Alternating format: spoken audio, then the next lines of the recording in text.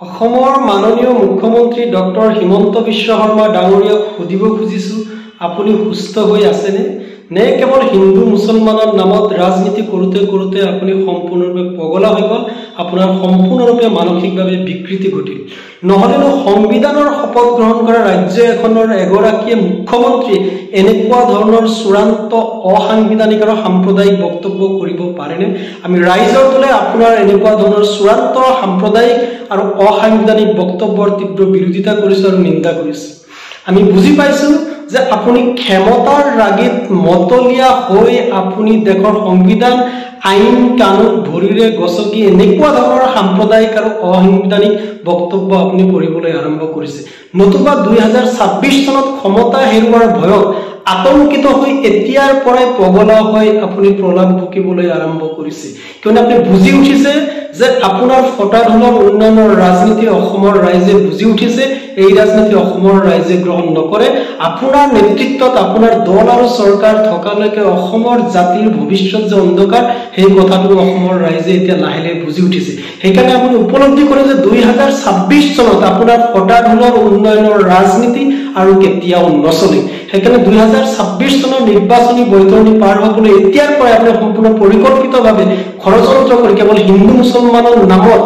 সাম্প্ৰদায়িক বিখবাস্ত বিয়পাই ৰাজনৈতিক বৈতৰণি পাৰ হ'বলৈ আপুনি প্ৰচেষ্টা কৰিছে তাৰ অংশস্বৰূপে আপুনি এতিয়া প্ৰতিদিনে কেৱল হিন্দু মুছলমানৰ নামত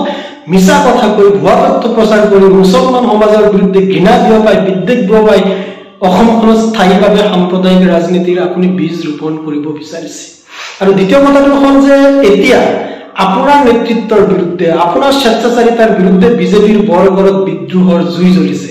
সেই বিদ্ৰোহৰ কথা যাতে অসমৰ ৰাইজৰ মাজত যাতে আলোচনা নহয় চৰ্চা নহয় তাৰ পৰা অসমৰ ৰাইজৰ মন অন্যফালে ঢাল খুৱাবলৈ আপুনি পৰিকল্পিতভাৱে হিন্দু মুছলমানৰ নাম লৈ এতিয়া বিতৰ্কৰ সৃষ্টি কৰিছে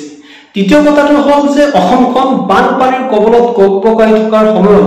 এই বানৰ কবলত পৰি অসমৰ পৰা শতাধিক লোকে প্ৰাণ হেৰুৱাৰ পিছতো লাখ লাখ লোকে নিজৰ ঘৰ মাটি ভেটি হেৰুৱাৰ পিছতো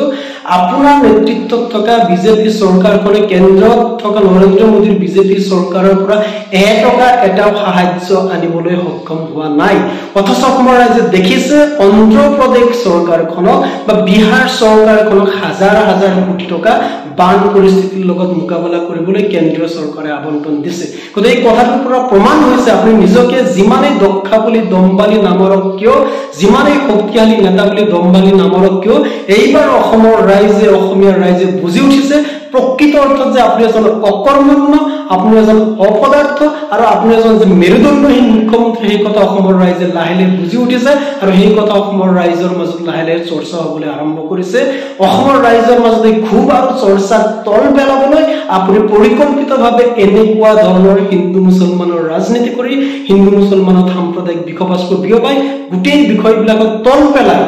আপুনি অন্যফালে ৰাজনীতি কৰিব বিচাৰিছে কিন্তু আপোনাক সকীয়াই দিছো যে আপোনাৰ প্ৰকৃত পৰিচয় অসমৰ ৰাইজে ইতিমধ্যে বুজি উঠিছে আপুনি কৈছে নহয় যে হিন্দুৱে হওক বা মুছলমানে হওক মাটি ক্ৰয় বিক্ৰয় কৰাৰ সময়ত